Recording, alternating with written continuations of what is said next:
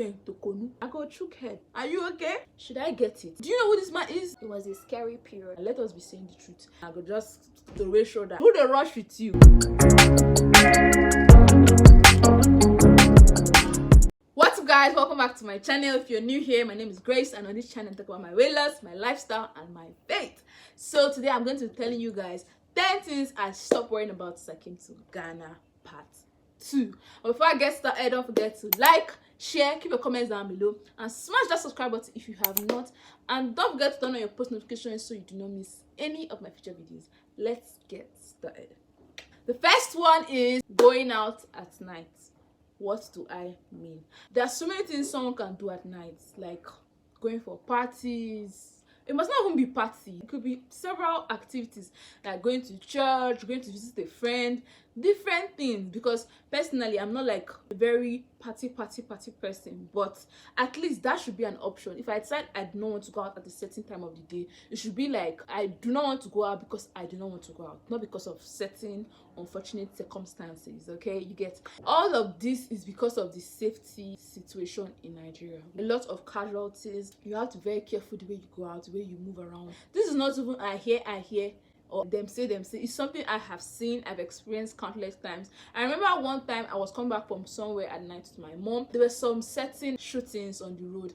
Everybody had to lay down flat on the ground. I know these are very sad stories. If you cannot stomach all these sad stories I'm going to share, I advise for you to just click off, just for your sanity. We had to lay down on the ground, and most of us had to go into hiding. Now, we did not do anything, but we're just like trying to be cautious. Most of persons on the road that day did not do anything.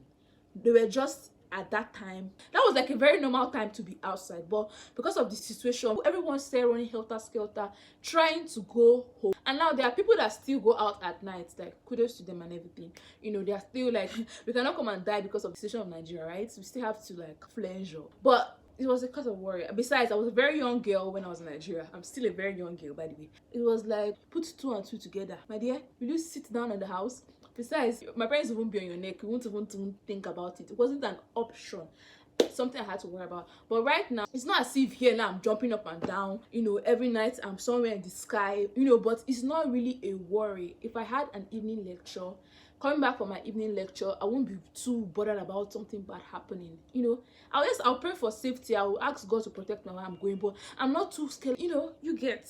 Yes, so going out at night is not like, I do not really have to worry about it. Okay, the next one is SARS and police brutality. I am a Port Harcourt girl. I was born and raised in Port Harcourt. Apart from SARS, there is one they call Timarive.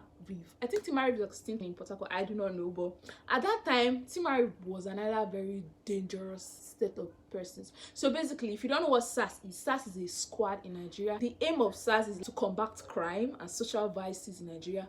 But now, the persons that are supposed to combat crime are now going around vandalizing, terrorizing the citizens of Nigeria. If you did not know, there was an end SARS protest just in October 2020, which led to a massacre. A lot of persons lost their lives, and that is like a very sad thing. Okay, I have stories for you concerning police brutality. My dad is a very funny man, so grab your popcorn and enjoy this story. The first story goes like this. One day, my dad was going out somewhere, and then this like 3 policemen attacked him. Let me know his word attacked him. They just like came to meet him and told him to wind down his glass. The passenger seat told him to wind down, and he was like, "What did I do? Why should I wind down?" And they said, "Mr. Man, wind down."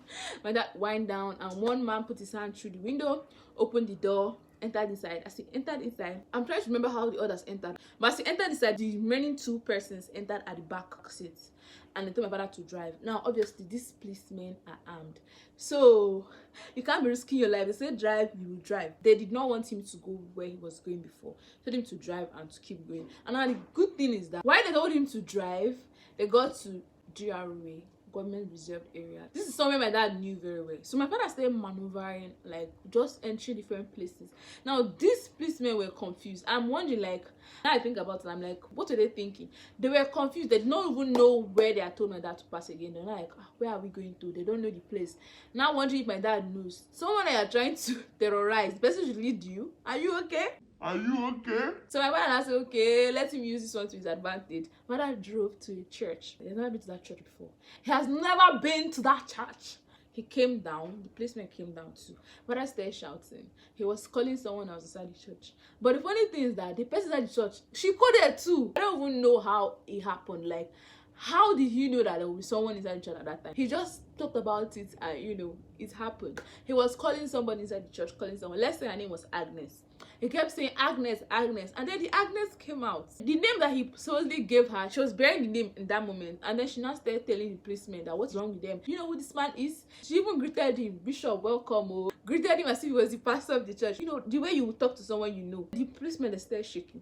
They started getting scared. In Nigeria, people can get really scared of, you know, religious leaders. If they believe in the religious leader, it's not like anyhow religious leader. Then the lady was even, you know, adding fuel to the fire. She was saying, do you know who this man is? Do you know the kind of power he carries?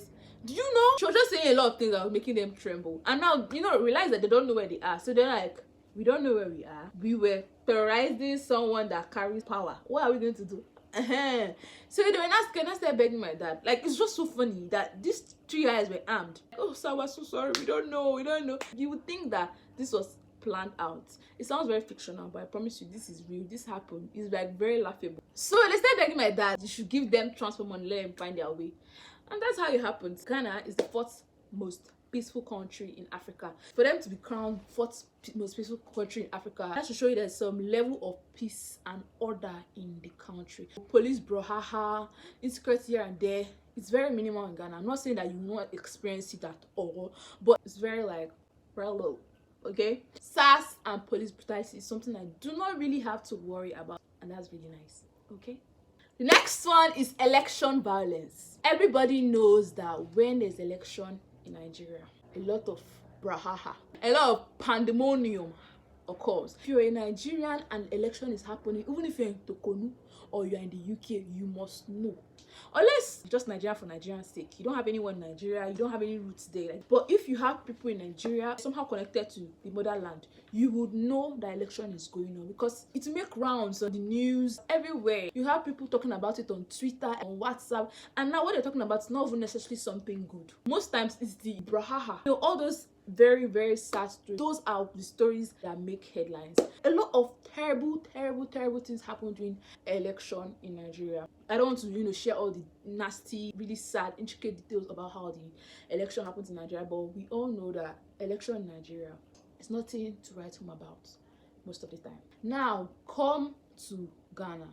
There's brahaha in Ghana too. Let's be honest, right? What is brahaha? I don't know.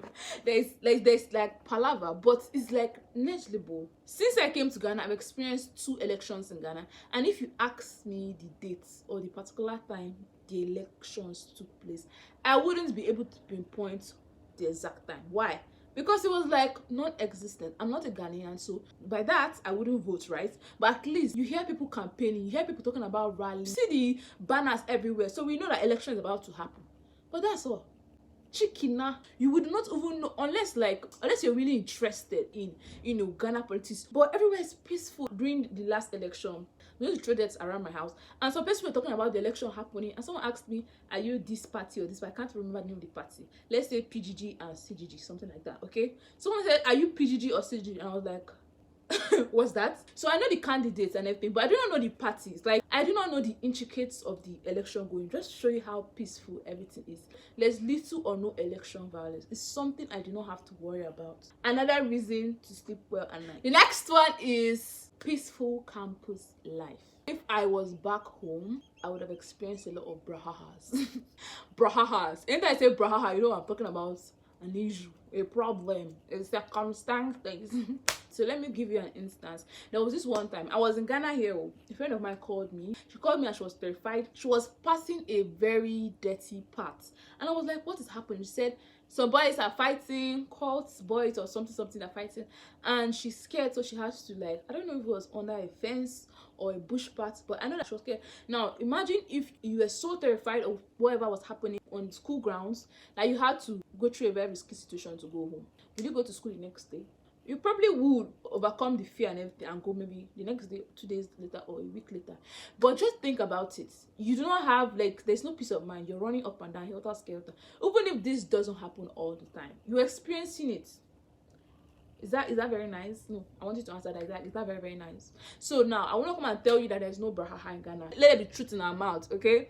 So, but it's like very minimal. You experience all these insecurities here and there in Ghana, but in very little quantities. As I started school in Ghana, I've not had any violent situation on school grounds. Like, I've heard of people that have. So it happens, but not all the time. Like, everything has been peaceful so far, and I'm loving it. And I'm like, I pray and I hope that it remains that way. Okay. The next one is insecurities and violence. This basically sums up everything I've been talking about in all my previous points. But aside all the ones I've mentioned, we have things like kidnapping, we have armed robbery, we have Boko Haram.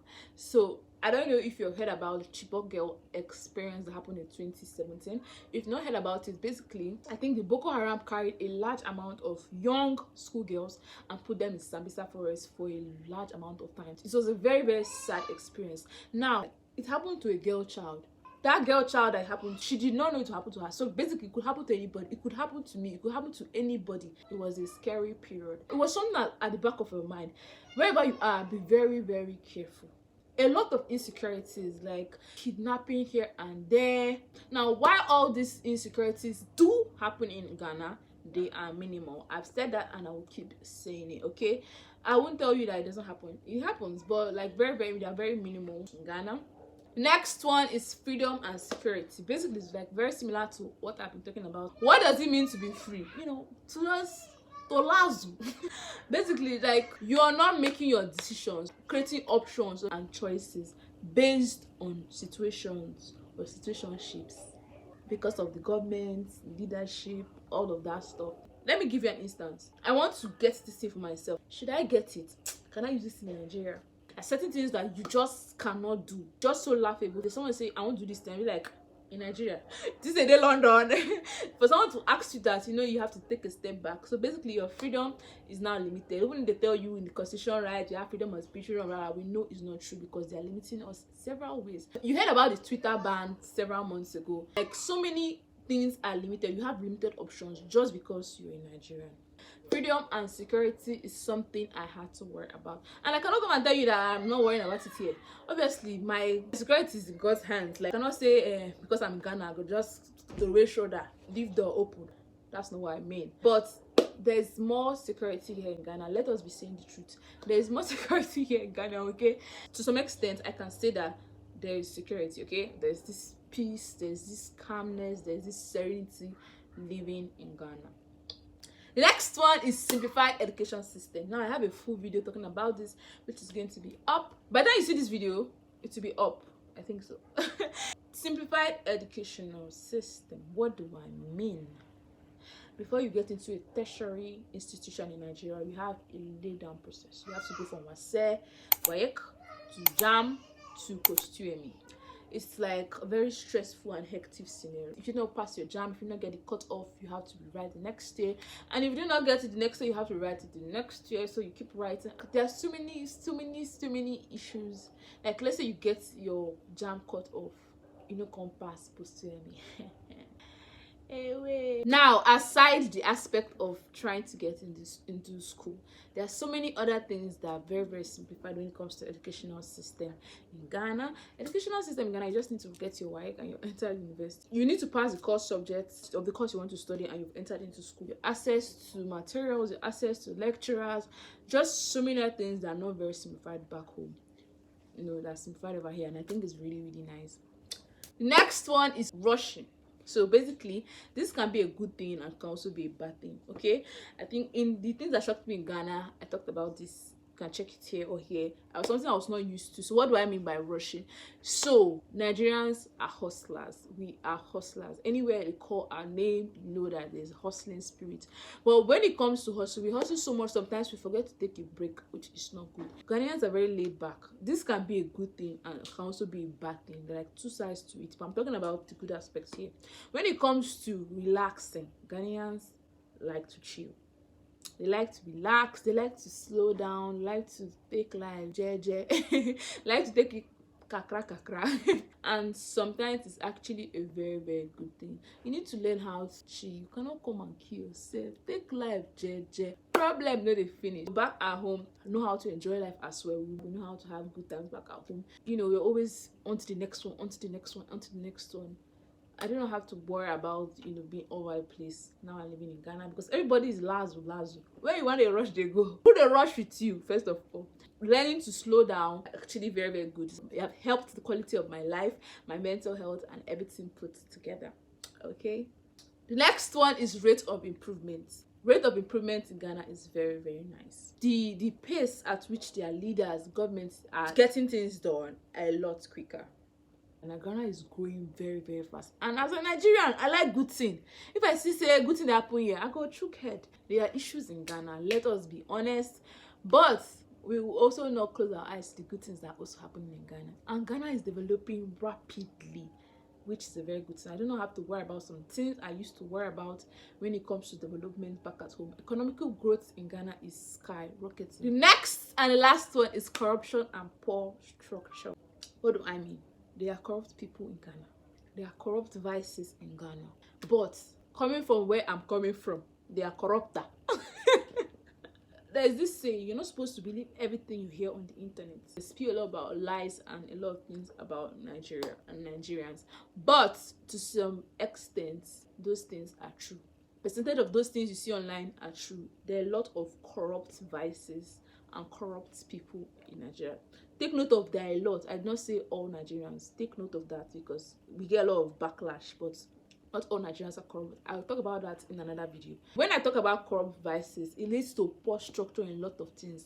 Poor structure in the agricultural sector, in the economic sector, the educational sector, healthcare. So many places are lacking. When you think about it, you cannot just chip at one and say this is the problem of Nigeria. No, you have to think about it as a large piece. You have to put them together and say this is what is causing the arising issues in Nigeria, okay? Corruption is one of the things. It's because of corruption, the fabric and the roots are scattered, right? The structures are wavering. You have shaky situations happening in Nigeria because of corruption.